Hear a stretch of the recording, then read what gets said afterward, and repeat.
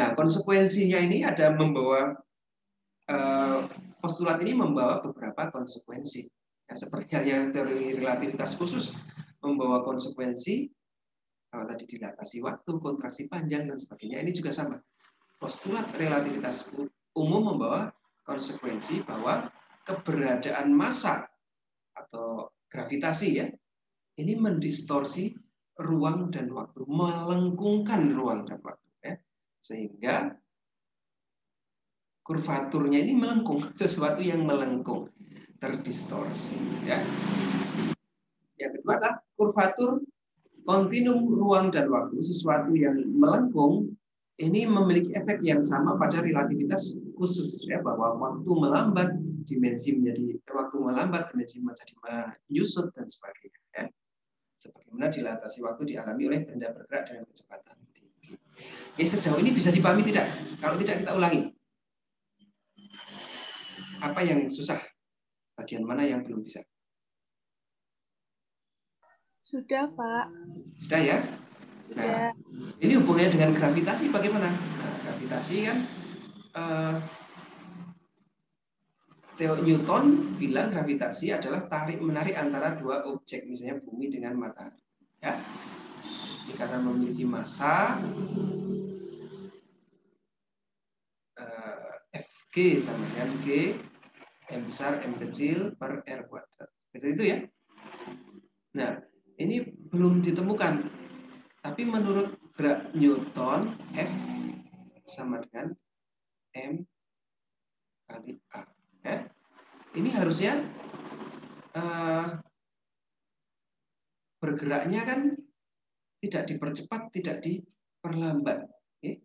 Kalau tidak dipercepat, tidak diperlambat, harusnya ketika sigma F sama dengan 0, benda itu harusnya diam dan bergerak dengan kecepatan atau bergerak dengan kecepatan konstan. Gitu ya. Nah ini kenapa? Kok bergeraknya melengkung? Seharusnya kan garis lurus. Kalau benda yang memiliki inersia, benda diam akan tetap diam, benda bergerak dengan kecepatan konstan akan bergerak dengan kecepatan konstan. Ya, harusnya ini adalah bergerak lurus. Ketika sebuah benda bergerak, dia akan selalu mempertahankan gerakan lurusnya, ya, inersianya. Jadi kalau berbelok kan inersianya berubah. Nah, ini menjadi dasar pemikiran bahwa oh jangan-jangan sebenarnya bumi dan sebagainya ini bergeraknya lurus. Tetapi karena ruang dan waktunya yang melengkung, jadi gerak lurus itu menjadi gerak melengkung. Ya. Paham maksudnya tidak ya? Jadi kita kembali kalau untuk memahami ini kita kembali ke dua dimensi. Ya. Dua dimensi adalah kertas seperti ini ya. Kalau kita jalankan kelereng ke dalam bidang dua dimensi, maka dia akan bergerak lurus. Ya, kita dorong, maka dia akan bergerak lurus. Karena ruang dan waktunya, waktunya ini berubah flat. Ya. Tetapi kalau kita lihat di curve ruang dan waktu, misalnya mangkok, ya. Seperti apa gambarnya mangkok?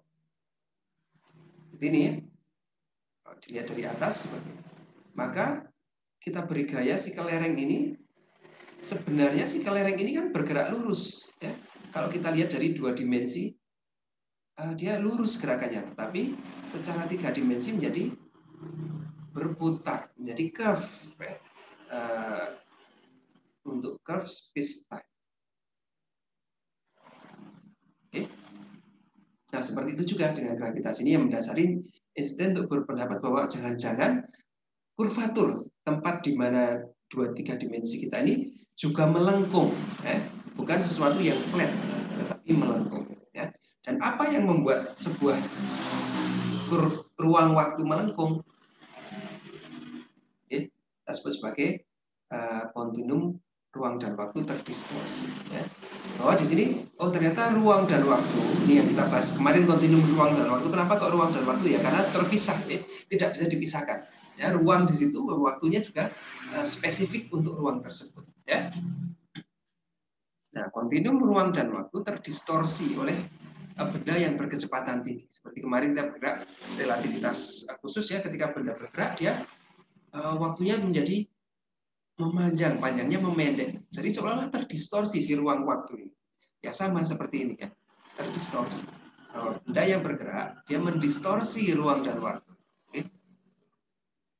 Nah, ternyata benda yang tidak bergerak pun juga bisa mendistorsi ruang dan waktu. Oke?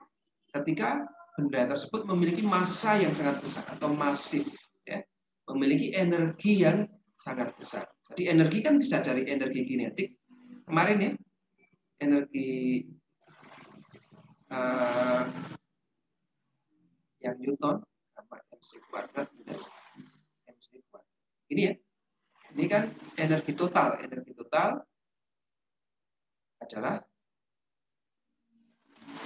energi kinetik plus energi diam. Ya. Nah, jadi keberadaan energi yang besar ini mendistorsi ruang dan waktu. Baik energi yang besar tadi berasal dari energi kinetik, artinya benda yang bergerak kecepatan tinggi. Mungkin masanya kecil tidak apa-apa, asal kecepatannya tinggi. Ya. Artinya kan energinya besar. Oke? Nah, waktu bisa terdistorsi, ruang dan waktu. Atau benda yang tidak memiliki energi kinetik, kecepatannya rendah atau bahkan diam, tetapi memiliki energi diam yang tinggi. Artinya masanya sangat besar. Ini juga mendistorsi ruang dan waktu. Ya, jadi ruang dan waktu di sekitar benda yang bermassa besar atau memiliki energi besar itu terdistorsi, sehingga efek-efek seperti time dilation, space contraction segala macam juga berlaku di sana. Ya. Nah, hal yang sama juga terjadi dilatasi waktu dan kontraksi panjang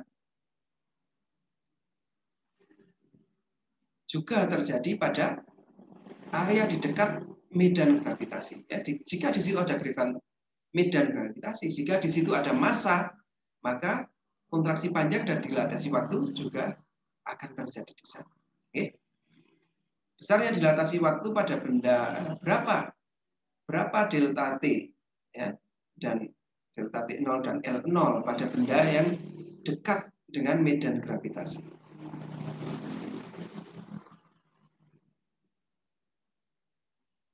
Nah, kalau akibat bergerak kan kemarin kita sudah hitung ya, delta T0, delta T dibagi 1 minus T kuadrat per C kuadrat akar. Oke. 0 sama dengan L kali akar 1 minus V kuadrat per C kuadrat. Oke. Nah, gravitasi juga menimbulkan hal yang sama. Ya, kurvatur dari ruang waktu ini menimbulkan hal yang sama dengan kontraksi panjang dan dilatasi waktu oleh benda yang bergerak. Oke. Berapa besarnya? Nah, ini untuk penurunannya perlu persamaan matematis yang agak rumit, jadi tidak di cover di fisika modern ya, nanti akan ada temukan di fisika kuantum. Tapi kita di sini ambil saja langsung ya, ambil bahwa waktu ya, waktu di ketinggian H dari bumi ini adalah 1 minus 2 GM dibagi R plus H kalikan C kuadrat. Ya, dibagi 1 minus 2 GM dibagi RC kuadrat kalikan T0. Ya. Ya. Di ketinggian H. Kalau kita cari di ketinggian H-nya tak terhingga, di ketinggian tak terhingga, maka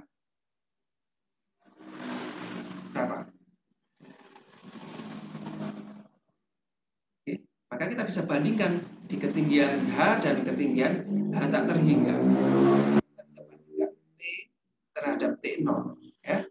Waktu pada jarak tak terhingga jauh dari medan gravitasi adalah T0 dibagi akar 1 minus 2 GM per RC kuadrat. Ya. Ini kalau tak terhingga, ketika hanya mendekati tak terhingga, kan berarti ini menjadi besar sekali ya. Sesuatu dibagi besar sekali berapa? 0. Ya. Berarti fraksi ini menjadi 0. 1 minus 0, 1. Oke. Maka dia bisa keluar satunya. Jadi seper akar 1 minus 2 GM per RC kuadrat. Ya. Kali T0. T sama dengan oke, jadi formula ini. Ya. Jadi hal yang sama dilatasi waktu, kontraksi panjang juga terjadi akibat adanya gravitasi. Ya. Jadi kira-kira di pembukaan slide 1 relativitas umum bagaimana? Ya GPS itu. GPS bahwa ada selisih waktu 38 mikrosecond ya per 1 hari per 24 jam. Kira-kira yang di satelit lebih cepat atau lebih lambat?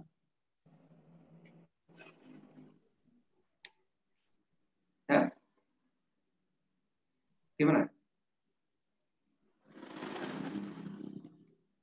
Coba buka slide-nya yang teori relativitas khusus. Ya.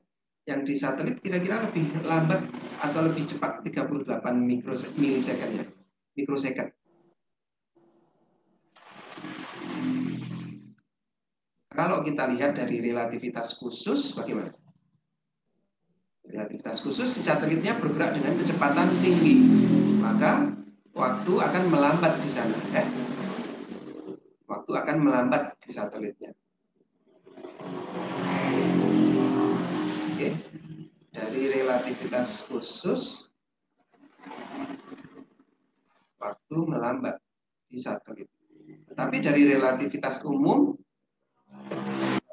semakin kita dekat dengan sumber gravitasi, semakin dekat dengan medan gravitasi, waktu juga melambat. Waktu melambat, lebih lambat ini di bumi. Oke. Nah, ternyata kombinasi dari relativitas ketika kita mempertimbangkan relativitas khusus akibat gerak dan relativitas umum akibat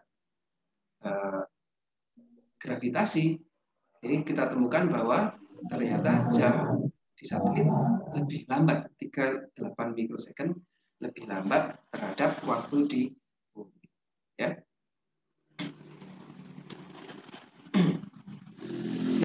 Apa buktinya bahwa ruang waktu itu melengkung? Ya. Bagaimana kita tahu bahwa ruang waktu itu curve? Apa bukti bahwa ruang waktu terdistorsi? Kita tidak bisa membayangkan ya, kalau melengkungan kita ada di 3 dimensi, maka sesuatu yang melengkung itu pasti kan dimensi keempat.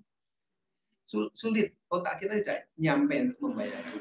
Oke, maka untuk menganalogikan kita turunkan dimensi kita. Ya. Kita anggap kita gunakan makhluk 2 dimensi. Ya. Kita bisa analogikan dengan makhluk 2 dimensi. Ini ada makhluk 2 dimensi. 2 dimensi kan berarti cuma punya panjang dan lebar, ya. Tidak punya aspek ketebalan atau tinggi. Oke. Makhluk 2 dimensi bisa mendeteksi adanya kurvatur pada permukaan 2 dimensi. Ya, meskipun mereka tidak bisa melihat kurvatur tadi, tidak bisa melihat lengkungan tadi, tapi dia bisa mendeteksi ya dengan matematika dan bisa membuktikan bahwa dimensi ketiga itu ada. Ya, makhluk di 2 dimensi bisa melihat bahwa bisa membuktikan dimensi ketiga itu ada meskipun dia tidak bisa melihat. Ya.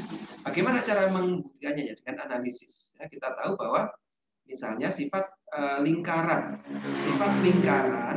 dalam 2 dimensi adalah bagaimana? Rasio antara keliling dan diameter. Berapa? Keliling dari lingkaran 2pi r, ya. Diameternya d atau 2r. Ya. Nah, rasio dari keliling terhadap diameter itu selalu 3,14 pi, ya. Tetapi kita lihat kalau di ruangannya adalah ruang melengkung seperti ini. Misalnya kita ambil lingkaran sini. Ya. Nah, diameter dan kelilingnya apakah rasionya pi juga? Tidak, ya, karena sekarang melengkung. Diameternya menjadi melengkung. Kelilingnya tetap, diameternya melengkung. Diameternya menjadi lebih besar. Oke. Nah, rasionya menjadi kurang dari pi. Ya. Jadi makhluk 2 dimensi tinggal membuat lingkaran saja terus diukur. Di kelilingnya berapa, diameternya berapa, rasionya apakah sama? Kalau tidak, berarti ini bukan permukaan datar, pasti melengkung. Bisa melengkung ke bawah, bisa melengkung ke atas. Ya. Kita juga bisa gunakan sifat segitiga. Ya. Dalam 2 dimensi, jumlah sudut dalam segitiga ini selalu berjumlah berapa? 3, Pak. Iya, sudutnya berapa? Jumlahnya 3, tapi total sudutnya berapa derajat? 180. 180 derajat. Nah, sekarang kalau permukaan melengkung, kira-kira berapa sudutnya? Lebih dari 180. Ya. Jadi makhluk dua dimensi bisa mendeteksi adanya lengkungan kurvatur ruang waktu bagi mereka kalau sudut antara segitiga ini ketika dijumlah lebih dari 108. Oke. Misalnya kita juga bisa menggunakan garis sejajar. Pada bidang datar, dua garis sejajar, ya misalnya ini dan ini dan ini sebelahnya. Susah menggambar garis sejajar. Dua garis sejajar dalam flat world itu tidak pernah berpotongan, ya. Sejajar ini selalu jaraknya sama, artinya sampai kapanpun dia tidak akan pernah berpotong. Oke. Tapi kita coba lihat gambar dua garis sejajar di kurvatur ini dan ini. Di kurvatur yang melengkung. Maka dua garis sejajar ini pun bisa bertemu di kutub. Ya. Nah, dengan cara-cara seperti itu, makhluk dua dimensi bisa mendeteksi adanya dimensi ketiga. Oke. Nah, dengan analogi yang sama, kita juga bisa mendeteksi bahwa ada dimensi keempat yang menyebabkan ruang waktu ini melengkung. Ya. Sehingga hal-hal aneh tadi ya, waktu melambat, dimensi menyusut dan sebagainya ini berlaku.